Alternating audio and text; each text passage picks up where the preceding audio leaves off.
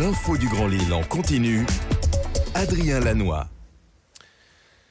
Vendredi 10 février, bonjour à toutes et à tous, bienvenue en direct sur Grand Lille TV, 7h30. Voici d'abord vos prévisions en météo avec des températures négatives. Ce matin, moins 2 degrés, relevé par endroits à 6h, à Lille notamment. À peine 1 ou 2 degrés de prévu pour les maximales cet après-midi. Encore un temps froid pour la fin de semaine. Côté ciel, de nombreux nuages tout au long de la journée. La grisaille, malheureusement, va perdurer avec parfois quelques précipitations. Aujourd'hui, mélange de pluie et de neige même par moments, mais sans conséquences. Infotrafic également à la une avec les premiers ralentissements du jour sur la 25, la RN 41, la 1 et la 22. Tout cela vers Lille, vers le centre de l'agglomération. Soyez prudents et patients au volant. L'infotrafic revient dans 8 minutes après le journal. Pour ouvrir cette édition, à la une de l'actualité, d'abord cette première image est de la cérémonie d'accueil à la nationalité française hier à la préfecture du Nord. 57 personnes habitant l'arrondissement de Lille se sont vues remettre leur décret de naturalisation. Tous les symboles de la République étaient présents, bien sûr, les drapeaux, Marianne, la Marseillaise, tout pour accueillir ces nouveaux Français. Et chacun d'entre eux a reçu un dossier des mains du préfet avec le fameux décret, essentiel pour leur démarche administrative, mais aussi une lettre du président de la République rappelant les valeurs de la nation, liberté, égalité, fraternité. Ces 57 naturalisés sont issus de 28 pays du monde entier. Ils ont entre 20 et 78 ans. Écoutons ainsi Sergueï, venu du Kazakhstan, son témoignage recueilli hier par Vincent Vieillard. On est arrivé en juillet 2002. J'ai fait toutes mes études ici en France. J'ai fait les études en bac pro, en alternance. Et puis depuis que j'ai eu mon bac, je travaille toujours par rapport à mon métier en fait. Oh, il n'y a rien à dire. C'est un plus beau jour de toutes ces années. Et sachez qu'en 2016, dans le département du Nord, 1305 personnes ont acquis ainsi la nationalité française.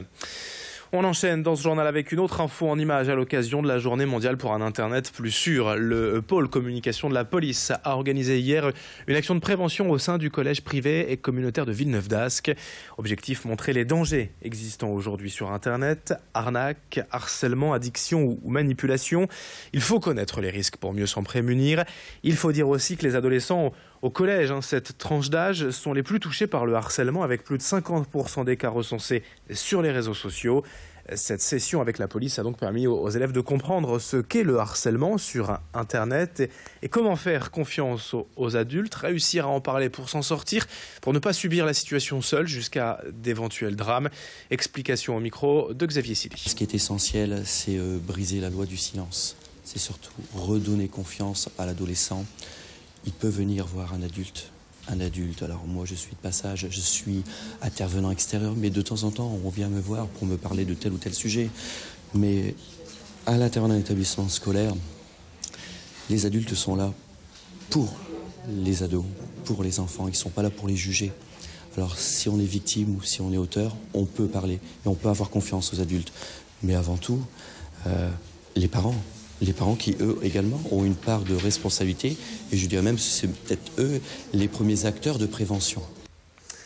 7h33 en direct ce matin. En bref, également la manifestation des étudiants en chirurgie dentaire de Lille hier sur l'autoroute A25, provoquant de sérieux ralentissements dans le secteur de la sortie du CHR.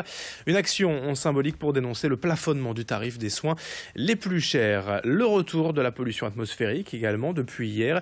Les poussières en suspension dans l'air dépassent le niveau réglementaire dans le Nord-Pas-de-Calais. Un épisode qui devrait se poursuivre aujourd'hui. Il est donc de nouveau recommandé de réduire sa vitesse de 20 km/h sur les axes routiers et autoroutiers. À Lille, le parc des Poussins au cœur de la citadelle rouvre ses portes demain samedi pour une 31e saison. Devenu au fil des années un des lieux incontournables de Lille pour occuper les plus petits. Il est ouvert l'après-midi, les mercredis, samedis et dimanches et jours fériés, ainsi que pendant les vacances scolaires et donc dès demain bien sûr. Notez également cette vente aux enchères des stocks du magasin JTM d'Armentières, fermé définitivement depuis octobre dernier. L'enseigne vend ses stocks aux enchères aujourd'hui à partir de 14h. Près de 150 lots d'électroménagers sont proposés. On passe au grand angle de la rédaction consacrée à la journée mondiale contre le cancer. C'était samedi dernier, le 4 février.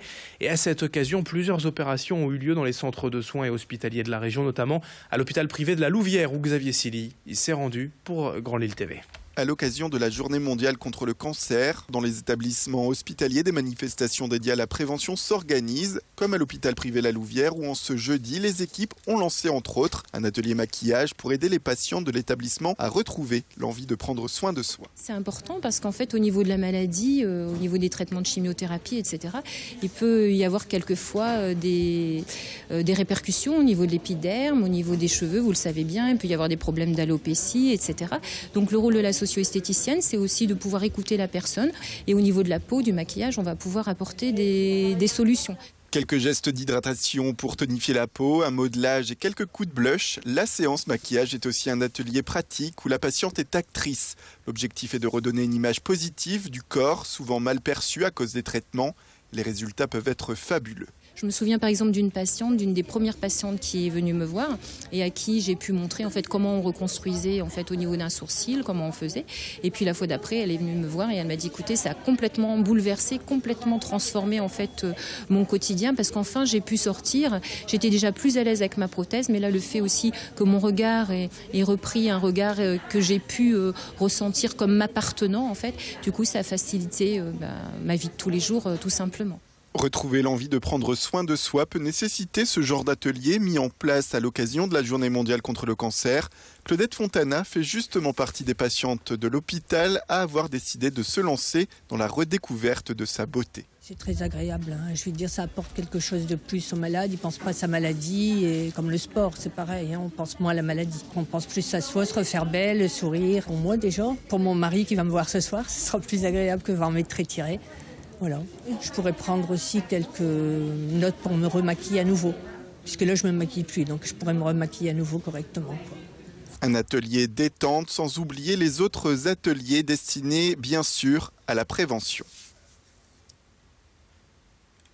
Et puis le sport ce week-end, d'abord en football, 25e journée de Ligue 1 demain soir. Le LOSC accueille en Angers à 20h au stade Pierre-Mauroy. En basket, dans le même temps demain soir. Et hasard du calendrier, le SBVA se déplace à Angers en Ligue féminine. Et puis dès ce soir en basket toujours, mais en Pro B, les garçons du LMBC reçoivent le Havre à 20h au Palais Saint-Sauveur. 7h37 en direct, dans un instant la météo, l'infotrafic en ce vendredi 10 février. Très bon réveil et belle journée à toutes et à tous sur Grand Lille TV.